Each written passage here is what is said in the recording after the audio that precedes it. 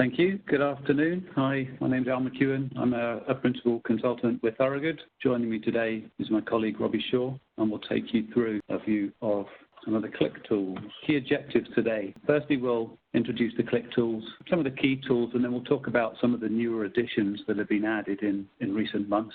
Qlik has an ever-expanding portfolio of tools. We'll do as much as we can through demonstrations, probably about 50% slides, 50% demonstrations. Demonstrations really bring the tools to life. And we'll illustrate how the potential for evolution within the Qlik platform. So starting off with proof of concepts, proving what you need to do, understanding, getting to the business value, then how to expand and evolve that solution into a more production-ready, perhaps globally introduced tool. So who are we? For those who are joining us on the first event, Thorogood Associates, we are BI and analytics specialists. That's exactly what we do. We operate globally out of a number of offices there. We really provide our customers with thought leadership around BI and analytics. What is it you're trying to do? How are you trying to achieve that? How do the tools and technologies help you to achieve those strategies? So we help a lot of our customers with defining that strategy and roadmaps. And then most of what we do is delivering that thought leadership through application design, development, support, etc. We've been Qlik partners for a very long time now, delivered a lot of solutions to customers. We work with a lot of BI and analytics technologies. This session will focus purely on Qlik, and we deliver a lot of other webinars and marketing events around other technologies. Hopefully our experience in Qlik will come across today. We're going to start really kind of more of an introductory session to help people to understand what Qlik can do and how you can get the most out of the tools. Now let's go through a couple of slides just to introduce some of the key tools within the Qlik portfolio. QlikView is a very mature product. It's been around for the entire lifespan that Qlik's been around. The key flagship tool really its purpose is for rich guided applications. And we tend to call them applications rather than reports, because it's much more than a report that you can do within Qlik. And that's the tool that we'll demonstrate today to really give you a sense of how that works. Qlik Sense is the newer tool over QlikView. Qlik is kind of trying to change their platform to be a more modern, up-to-date, deliverable experience for the customer, but also to create a platform to allow you to deliver your data to any medium. So a strong data platform to be able to build and deploy and develop the ability to get to that data and present that through however your business needs that data. M-printing is intended for formatted delivery of reports, again, acquired by Qlik a number of years ago and now getting more and more integrated into the platform. So those are the three key tools. More recently, Qlik has evolved that platform, has been buying up and developing its own tools to complete their suite, really, or to get more towards completing their suite. So, for example, Qlik Data Catalyst, a very new addition to the Qlik tools. The purpose of this tool is partly to provide an ability for people around your organization to shop for data. So to a certain extent, this is a data catalog. So it's helping you to catalog the data sources around your organization. Where appropriate, it will leave that data in place and allow a business user or an analytic user to shop for that data, but also where appropriate, it can import the data into the platform to provide a layer of separation from the data source. Again, allowing that imported data to be shopped and published and used by the analyst or person building the reports. A new tool from Qlik, and we can help you to understand that tool further. Qlik's Big Data Index, or QBDI as Qlik themselves call it.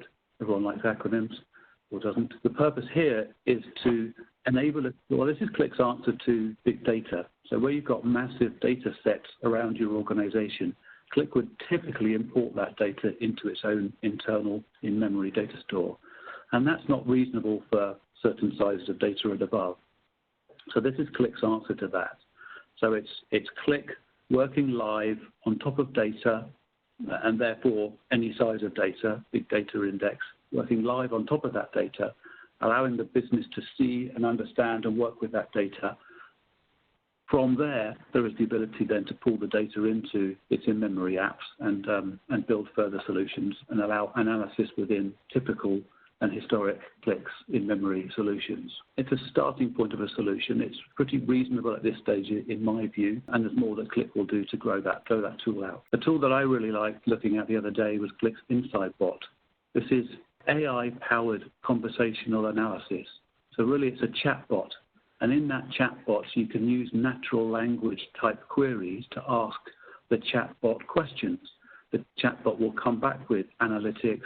It will show a chart of certain types as you wish. It will do filters as you type and as you request. It will present the data, and it can do AI type statistical analysis on that data as you request through that chatbot.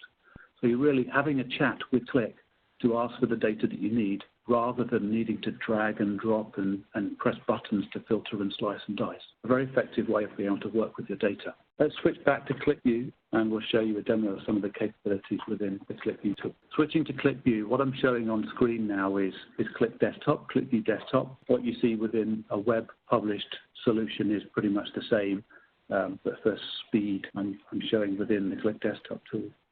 What we've got here is an employee headcount analysis. And on screen, what we've got is a number of charts and filters and KPIs that I put on screen. There is nothing prescriptive about what you can put on screen in Qlik. You start with a blank sheet and you put charts and filters and text boxes wherever you like to achieve the look and feel and achieve the analytics you need. So this is completely built from scratch. A number of charts on screen, all of which are linked together by a data model in the background. Here we can see total count, head count by geography, by contract type, by business unit, and by external supplier. As a user of this, I might want to come to this app and do a search for my particular project. Who are the employees? How many employees? Whereabouts are they on my particular project? So I've typed into a search box. And if I undo that, you can very easily see that when you're searching in Qlik, you're searching across the entire suite of fields and data sets. So it's a very flexible, rich way of being able to search the data. But I'm working on an Apollo project, so I'm going to type in Apollo, and I can clearly see there that all of my charts are being filtered to show the relevant data that I'm looking for, the Apollo project. I can see the headcount by contract type. I can see where they're geographically located. I can see by business unit. So I've immediately filtered the data just to the data set I want to focus on. And I can analyze this further. I can click on manufacturing to filter further on manufacturing. Contacts is everything, so I can see my filters in the top left-hand corner. I've filtered on Apollo and I've filtered on manufacturing. And now I can see that I can see the geographical location of all my manufacturing employees. Click back and undo that. I can click on supply chain and see how my supply chain employees are. Click back and undo that and go into IT. Within IT, I can click further and see for any particular supplier, where are my employees, how many have I got for a particular supplier? Or I can click on employee and see for all employees, where are my IT employees and where are they geographically located? So I've got a suite of charts where I can slice and dice those charts to see and analyze the data and get to what I need. Having filtered on Apollo, I might want to go across to one of my other reporting sheets and look at the trend of employee headcount over time. As you can see, it's kept the same filter selection. So having already filtered on Apollo, that filter selection tracks across the various reports. Here I'd like to illustrate how we can use a single report to bring out data through different perspectives. My lines here are reflecting my contract types. If I click on the business unit button at the top, I can switch the chart. So rather than looking broken out by contract type, I'm looking broken out by business unit. So here the business user has the choice to decide which slice and what context they want to look at this data. Country, by supplier. I can click on a particular line and further enact that filter, and then go back and look at the different breakouts. So the charts are interactive, and the charts let you drill that data down and analyze it and look at it in the context you want to look at it. At any point, I can clear. So I can clear any of these filters, or I can press clear to clear everything, and I go back to starting point, and I can start my analysis again. Now here we've changed context using a number of buttons at the top. We can get carried away and add more buttons, look at data by percentages and counts. Here we've got even more buttons. Perhaps over here we've got even more buttons. So you can get a bit carried away sometimes with giving the business user too much ability to work with that data. And as you give them too much ability, then it can get more complex. That's something you certainly have to think about. Who is your audience and who are you delivering this to and how are they going to use it? So I've jumped relatively quickly through a number of pre-built reports that we built specifically for a purpose. Over here we have an ad hoc reporting sheet. And on this ad hoc reporting sheet, the business user can go and slice and dice wherever they want. And here we're looking at the data within more of a tabular perspective rather than a chart. The starting point here I've got as looking at accounts of employees by activity. Maybe I want to click on support and break that down by supplier. So who are my support suppliers? Maybe I'll break that down by country. Maybe I'll break that down by business unit.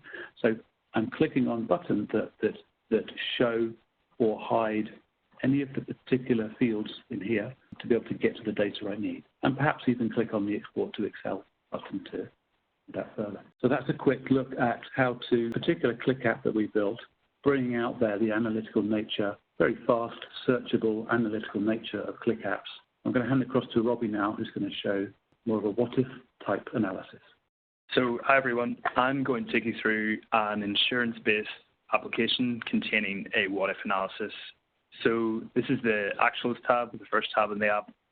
As you can see, it shows 4 KPIs at the top to do with insurance, gross written premium, renewals, new business.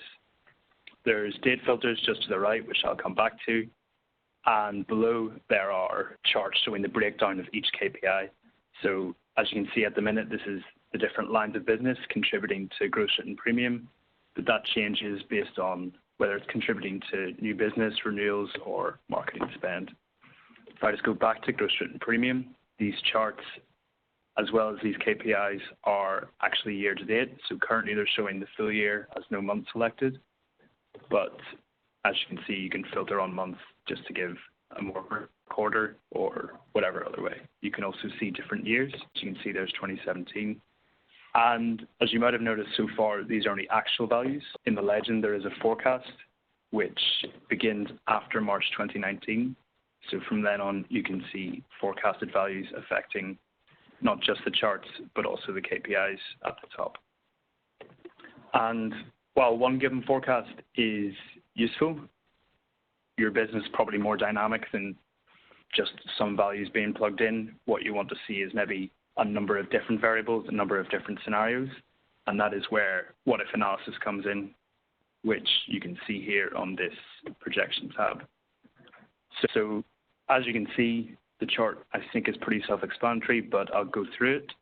So actuals, as I said, are up to March 2019. That's the actual written premium.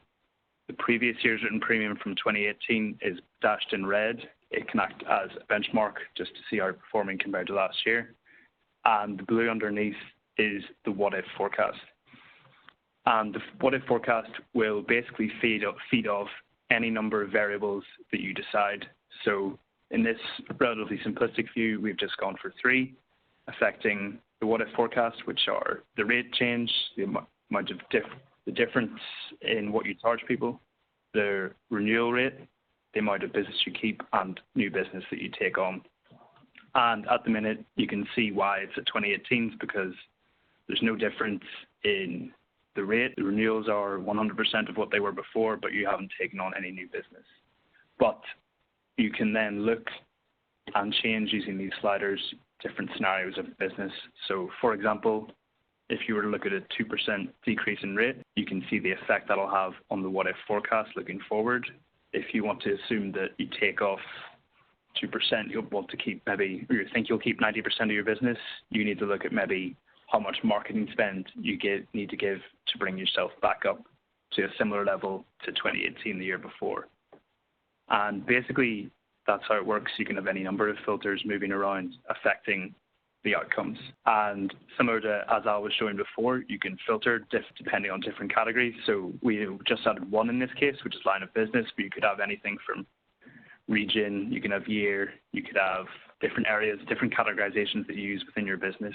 So for example, if I hit on property here, you can see the effect on property, and similar to when it's overall, it changes depending on the selections you've made with the slider. And you can select, say, property, marine, aviation, and you can see how the different variables that you're selecting the values of affect the categories in that sense as well.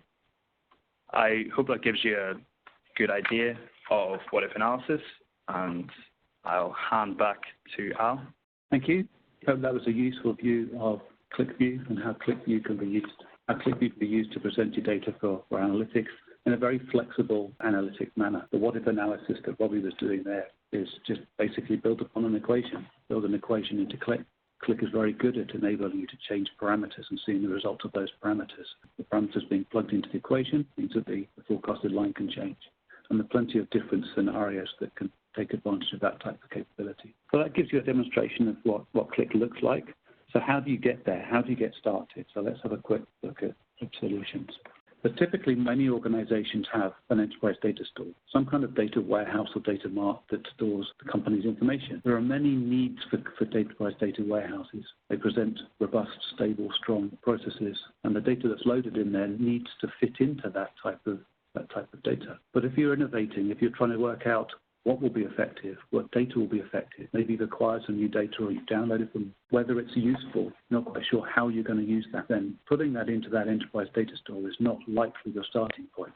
It's going to be something much more agile. So the need for an agile data store is therefore apparent, something that has a lot more flexibility. But beyond that, when you're starting out, you really need a very ad hoc. Often that's Excel, often it's text files. And once you've proved the need, once you've proved the value, or maybe even semi-proved the value, at that point you might want to move that innovative data into maybe an agile data store, and maybe you get to the point that you move it into your enterprise data store. At what point do you want to deliver those reports and that data set out to the wider business? Qlik is very good at fitting that, well, a number of those boxes, but certainly the ad hoc box and the agile box. It's very flexible, very agile at being able to bring data into the environment, work with the data. If it's not proved, throw it away. If you need to adjust it, you can adjust it very quickly.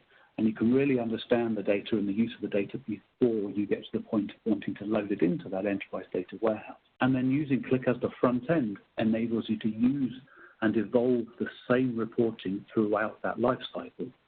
So we're using QlikView, or as shown on screen, or QlikSense as the data store and as the presentation layer. As you move your data into a more agile data store, and or when you move your data into your enterprise data warehouse, you can continue to use Qlik as the front end. You can continue to deliver to the business the same reports, the same analysis, just the back end has changed and the business don't need to be aware that the back end has changed. So how can we achieve that? Starting point for a Qlik solution is typically a POC. And typically a POC, you'll pull the data in from Excel or CSV files, maybe multiple files, multiple data sets. Qlik is very good, it's very strong ETL. Very strong ETL is a data loading mechanism to be able to pull the data in, integrate the data, transform the data, and get it into the form that's relevant for reporting. All within a single tool. In many solutions, you need multiple tools. You need a specific ETL tool, or you need a specific data store to store that, and then you've got a reporting tool on top. Qlik is a different environment. Qlik, you can do all that within a single tool. Very agile, very flexible. And then you can work with the business. Pull the data in quickly, create a data model, and then you can work closely with the business to ensure that you're delivering the business value that's out of those particular data sets. Add new data sets, transform your data set, change it, change the front end, work closely with the business to deliver value. Once you've proved, once you want to move the data into a more agile or robust data store, then we can simply put a data mart in place in the middle. So you're loading your data from wherever you're getting it from, maybe Excel, maybe it's flat files, maybe it's downloaded from the internet. Load that into a database, and that database can become a more permanent store.